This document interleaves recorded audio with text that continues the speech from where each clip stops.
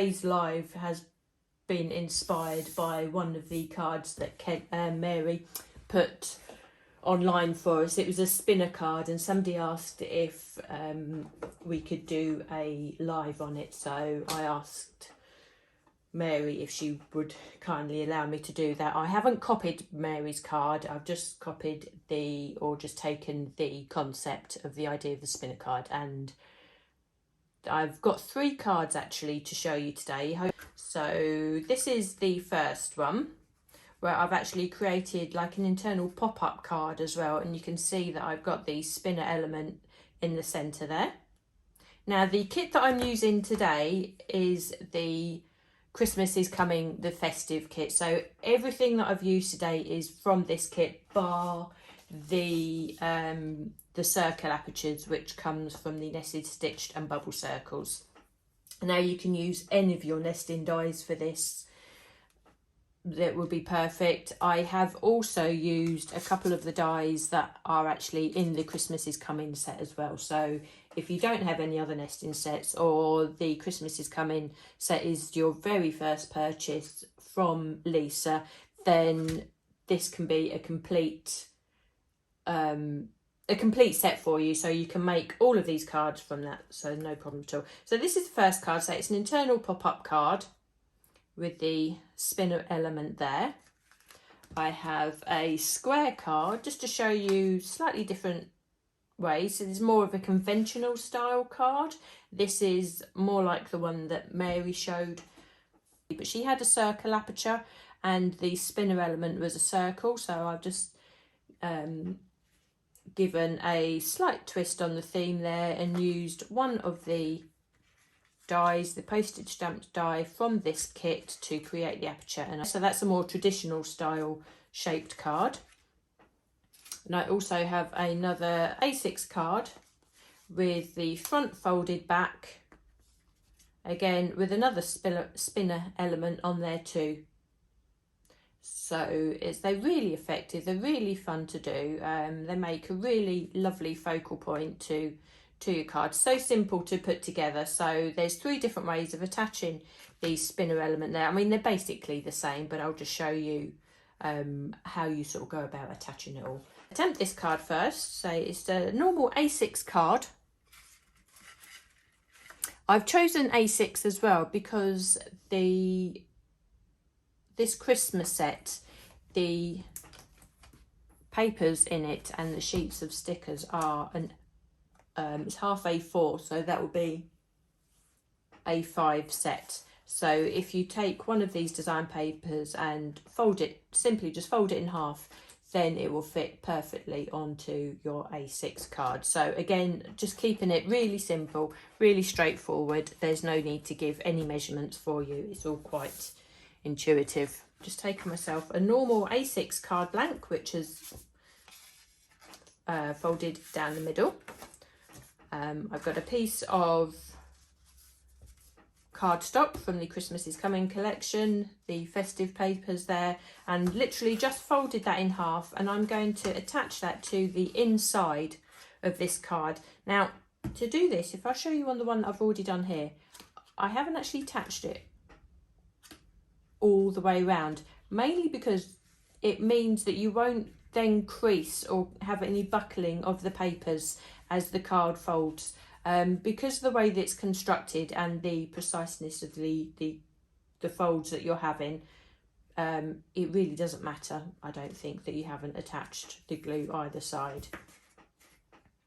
So just to attach this design paper to the inside of the card, literally all I do is just a line of glue down either side of the fold of your design paper, and literally just nestle that in to the card as it's folded, and you have lined up your design paper on the inside, and that opens and folds and that sits really nicely without any buckling or pulling of that paper. Now to create this pop-up element on the inside, again it's just one sheet of paper, no cutting involved. you fold the paper in half with the design elements on the outside, and then each of these folds again you fold in half, so you basically fold your design paper into 4, and as long as the middle fold is a mounting fold, so it's coming out towards you, that is what creates the pop out element in the centre of the card. You can see as that folds in like that, if we were attached to either this design paper on either side of the card, as we fold that, it closes really quite neatly, and that's your pop-up element. Now, before I attach this, we obviously need to create the aperture on the inside there. So I will use the stitched bubble circles. Again, any of your nesting dies will be perfect for this. So I've taken just one of the dies. Now you can choose whichever die suits best. Now what I would perhaps suggest, don't go any larger than your outside folds here. So we have this die, and that sits nicely within the A6 section that would be on the inside of this design paper here. Now what you want to do when you die cut this, you want to attach the die across this middle fold halfway. So you can eyeball it, you can take a ruler. So you measure across the widest part of your die. Obviously if you're using a square, then it would be from side to side, a circle.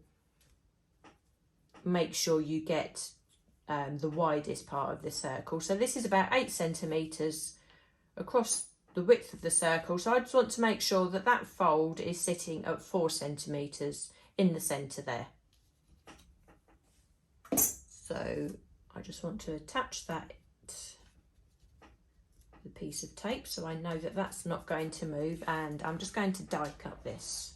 So we have our die cut element. Now one extra piece that I'm going to put on here this time round is just a frame around that aperture, and just to do that I just used the die that I just used to create the aperture and the die the next size up. So this one happened to have the bubble circles on there.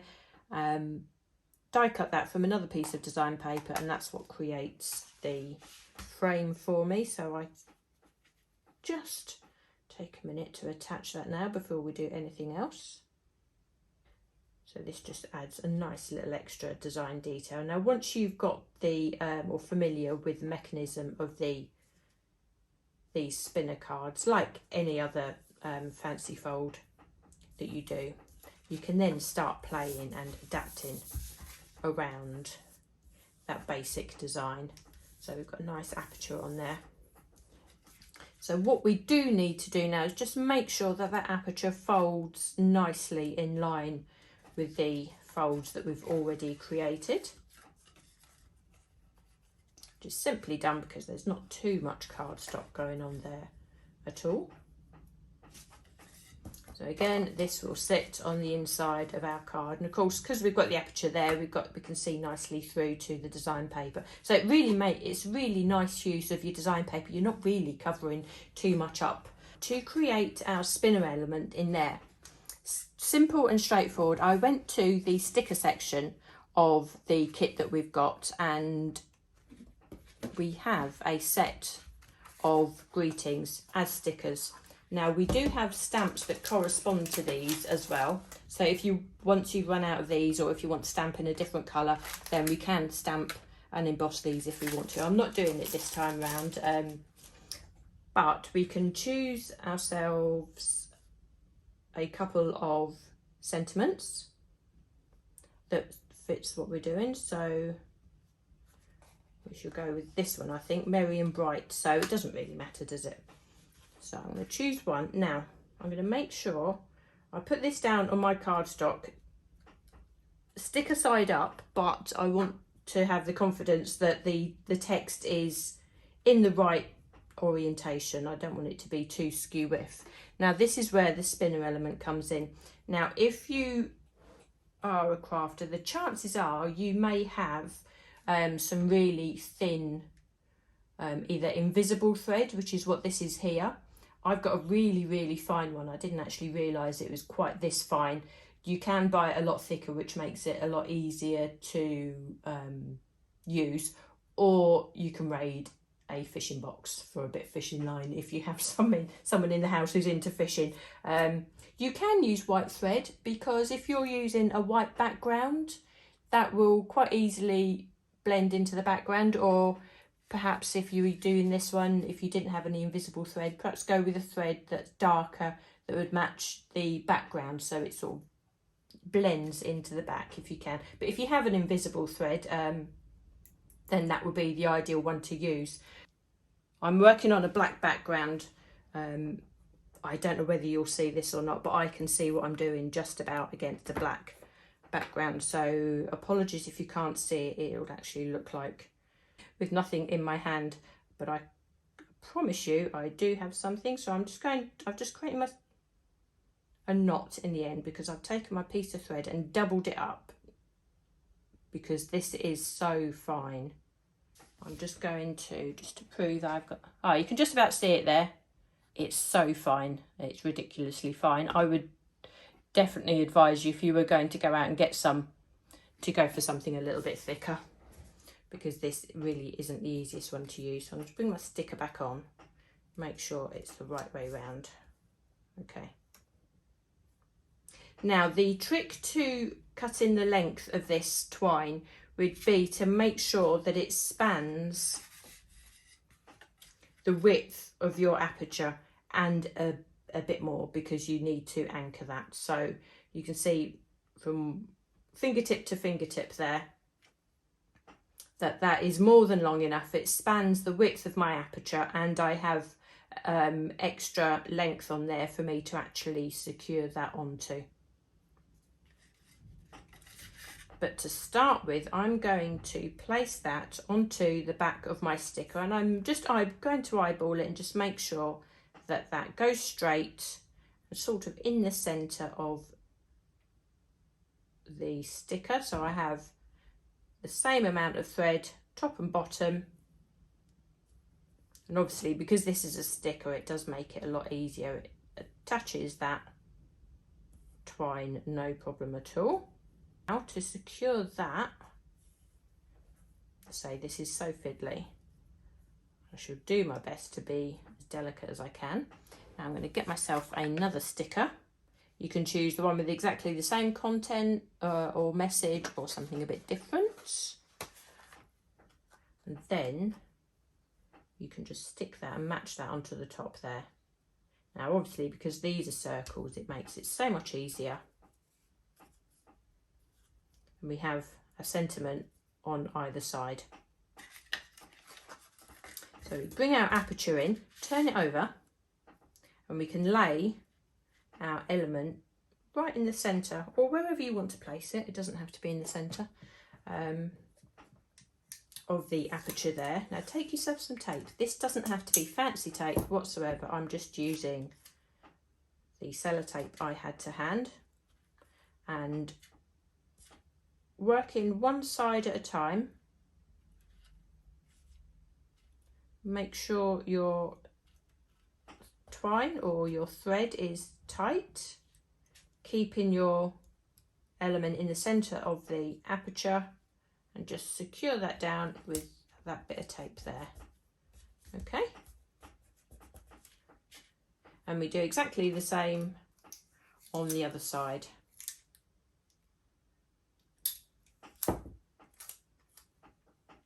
So we can pull our twine down. We have the centre fold of the cards or the paper there to make sure that it sits in line. So we can just attach that down. Now it's at this stage you can trim off anything that is too long. So I can now trim that twine off the top. And we have our spinner element there ready in the centre of our aperture. So when we come to attach the insert to the centre of the card, we just do it one side at a time. So I'm going to put a bit of glue just on this side to start with. And when I lay this on the side of the card, I'm going to take into account that our spinner element just juts out a little bit. And I'm just going to make sure that that lines up either side.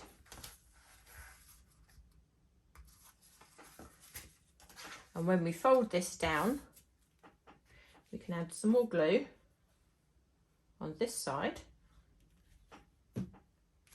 And we can just close our card onto that. So now everything is contained within our within our card blank, and this would be exactly the same whatever side you were, whatever size card blank you're using. As long as all the elements are contained within the card, when you sit them in on the inside, you know that you're safe to put that into an envelope. So we have our pop out element and our spinner element there, and now we can just go on to decorate the rest of the card. So we can use, well, this is where your imagination can just sort of let loose, really.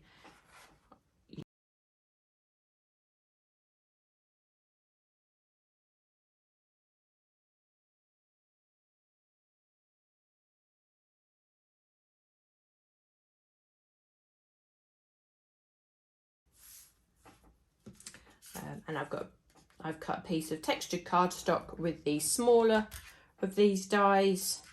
Use the coordinating paper again and the Christmas tree die. And I've used a sticker from the designer sticker collection, which doesn't come part of the kit. You can buy these separately, but it coordinates perfectly. So with some 3D foam, I can just attach that to the outside of the card. So we have one of our spinner cards there. So you can jazz up the inside of the card here with some gems and some other stickers that I've just taken from the set. So that looks really effective. Just to take away the plainness from the front of the card,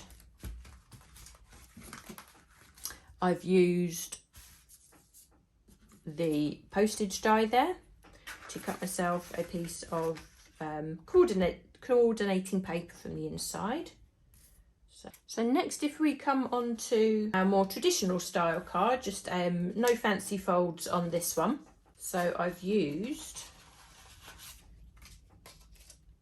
one of my favourite card blanks. So it's I think it's just short of 6 inches square. Yeah, just short of 6 inch square. Again, I've taken a piece of design paper. I didn't need to do anything to the width of the paper. I just needed to take a little bit off the length to fit the front of the card. The middle die from the die set. And I haven't attached the design paper to the card blank. I've just used a little bit of tape. I've then used a little bit of tape to secure the die onto the front of the die card, onto the front of the card, and I ran the design paper and the card blank, opening up the card blank, together through the die cutting machine. So it cut the aperture in both the design paper and the card blank together. And even these dies, as small as they look, they do cut through 2 layers of card, which is perfect. And the advantage of cutting the 2 together is that you know that your matten layer is perfect on your card blank, and also your apertures work with each other also. So at this stage, I'm still not going to attach the design paper, so I'm going to leave that like so. I did cut myself from textured cardstock again, 2 layers using the smaller die, like that.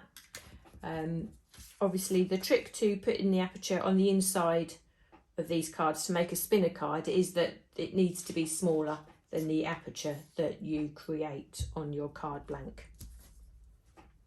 So this time around, I'm just going to create a simple design. I'm going to use one of these sleighs.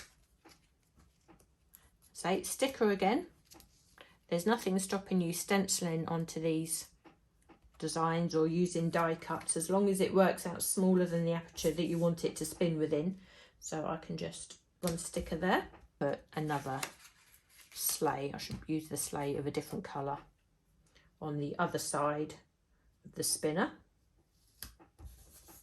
So we need to attach these two layers together with the right sides facing out, obviously, so we can attach our twine again. Now, to attach the twine on this one, because we're not using stickers this time round, I'm going to use a piece of red liner tape. I've only got a thin as well, but if you have a wider one, that would actually be really perfect. So come back in with my twine. Again, I'm using exactly the same twine as before, so it's virtually invisible. So I'm going to lay my twine along the red liner tape, make sure I've got a reasonable length on either side, so I can attach it with some sellotape, and I am doubling this one up again, purely because this twine is so thin. And I'll just snip there. I attach the backing on. Okay, so we have our element there with our twine. Now, the reason why I haven't attached these two together at this stage is because I'm going to use the fact that they're going to layer to hide the sellotape again. So come back in with my sellotape, or any form of tape that you have. Make sure your aperture is lined, or your spinner element is lined up centrally within the aperture, and just secure that on one side. And we're just going to attach that other piece of twine up the top there. Honestly, this twine is so thin. Really do try and get yourself something a little bit thicker. Okay, so now we can hide the workings of what we've just done by now attaching our design paper to the front. Now, I did cut myself a frame this time to go around the outside of this, just to frame that, so that looks really nice. Now, I think the trick to making these spinner ones is to hide the workings as much as you can. If you can do that under design paper and under your layers, that would be perfect. If for some reason you don't have the design papers on the front, it would be worth cutting yourself just a plain piece of cardstock. You can do all the attachments on the inside of the card and just put yourself another layer of cardstock on the inside here with an aperture. So that would be absolutely perfect as well, if for some reason the design didn't have any design features on the front. So this time around we have very different shaped spinner. It's a lot bigger, but it does exactly the same, slightly different shape to what I've done before, but you've still got that design element in there. So the third one we're using an A6 card again. We're using a circle aperture as well, but again, this could actually be a square aperture, whichever would work for you. But we're going to do the just a fold back, so it's slightly fancy fold, but it looks really effective when you have this element spinning in the center there, and it gives you another alternative way to attach the spinner. A C6 card, and again this would work with a square card as well. C6 card, then you cut your layer, your Madden layer for the front of that card, and you don't secure the design paper at this stage, and attach it with some low tack tape along with your die, the shape of the aperture, and then you run that through die cutter machine again. You die cut the two layers together, and you know that the design paper and the aperture in the card blank will line up together. Actually, before you die cut, what you want to do is you want to fold back the front of your card just in half. Again, no measurements, it literally, use a scoreboard, you find the halfway measure and you just fold that back. So when you do come to die cut, again, the same way as we did before, just make sure that the die cut spans your centre fold exactly halfway. So as you fold this back, then you have pretty much a semicircle as you go through. Now at this stage, you want to also create yourself a layer of design paper that fits just on the front of this card. So if this card blank was sitting normally without the fold, you'd want it to sit on the underside, but just on the half. So it's basically, you can cut yourself two layers of this if you wanted to. Cut one of them in half and that would fit on the front, and the die cut or the aperture would fit the aperture that you cut at the front of your card blank. So I am going to attach this one now, like so.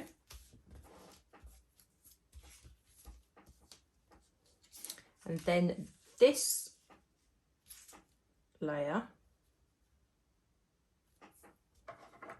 I'm going to mark my halfway.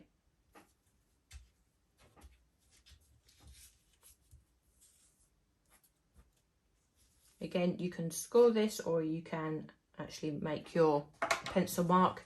I always use the pencil marks, to be fair, because I know that I've really offered it up to the card and I know it's going to fit those measurements precisely. If doing it any other way, if you're a millimetre out here or there, it can really throw you off course. So I really do find that that's the best way to do that.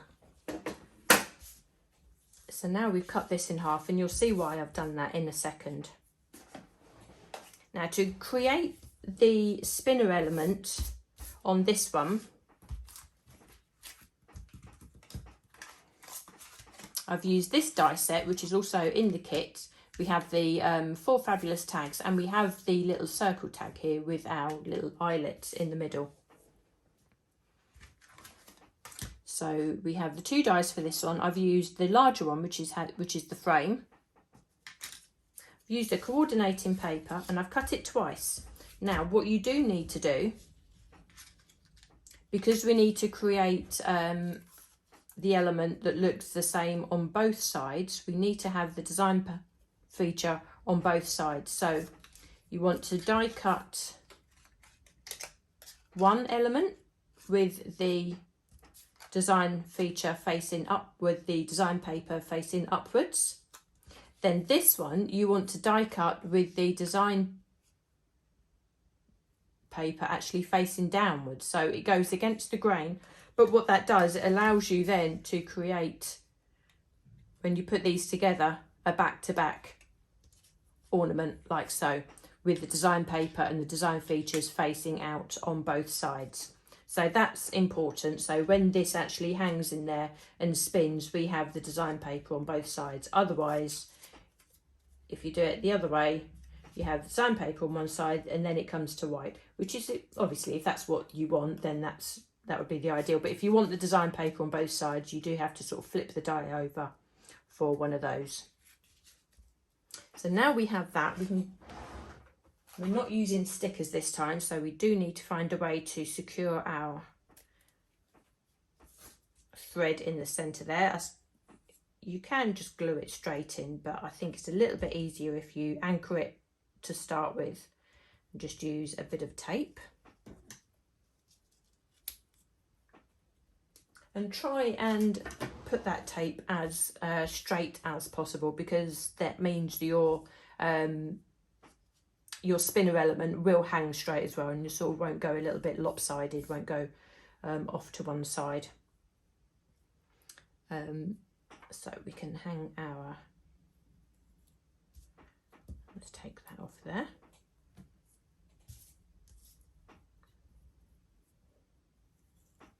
So we can line up our twine and make sure we have it on both sides. Again, I don't think I need to knot it now. 'Cause that was just a little bit too fiddly.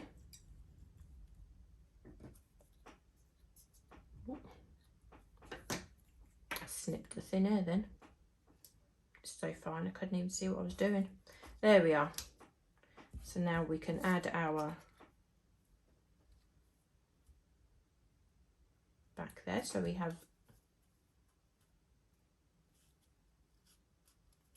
our design feature. So we have our element. Now actually another thing I wanted to show you, thinking about it, because I was looking at the designs earlier on, and if you take the floral designs, looking at them, we do actually have mirror images of some of these designs. So I thought what might actually be a nice idea is to take one of these stickers,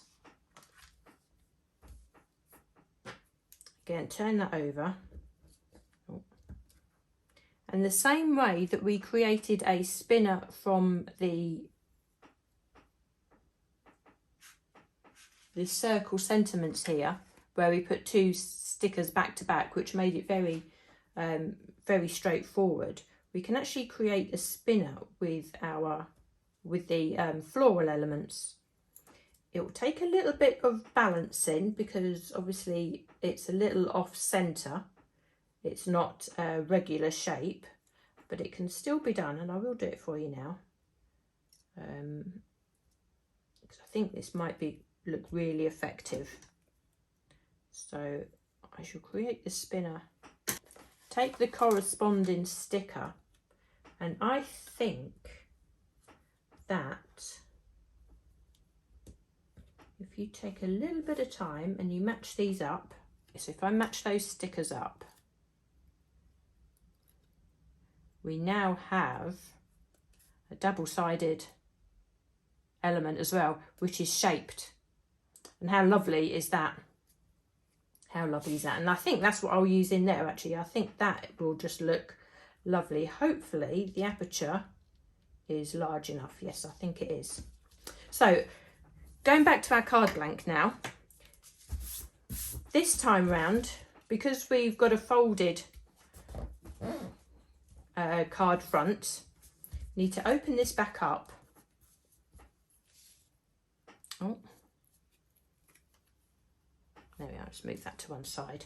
And we're going to hide our sellotape on the inside of these folds here. So let me take my sellotape again. I should get myself 2 bits as I go. Again, make sure you line up your element as central as you can within your aperture there, because that will be key for it to be moving and swinging freely. Okay, so we've got that. So I'm going to catch that twine there, and I'm going to catch this twine here, and I'm lining up the twine to the center fold that's on the card. Now you'll see now why I've cut this in half here.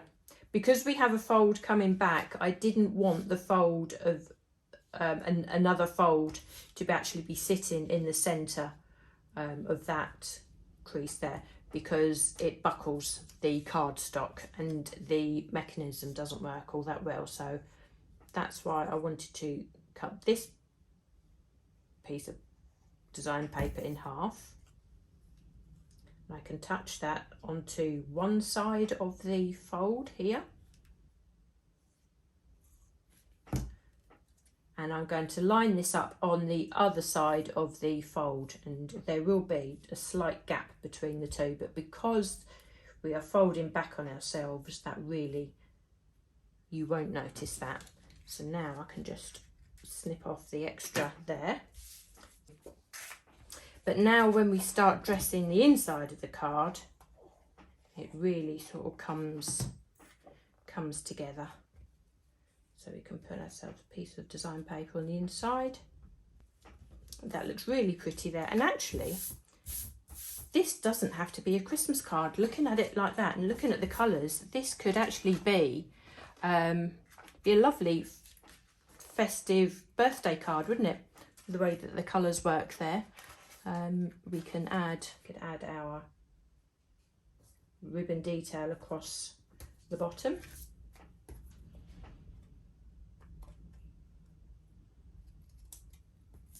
What I can use is some of these self-adhesive enamel domes. They are for Christmas, but obviously because they are silver, they don't have to be. And I think I might just leave this as a simple birthday card, and I could find myself another sentiment that would be more appropriate, so I don't have to use this as a festive card at all. So I'm going to put the enamel domes on the bottom like so.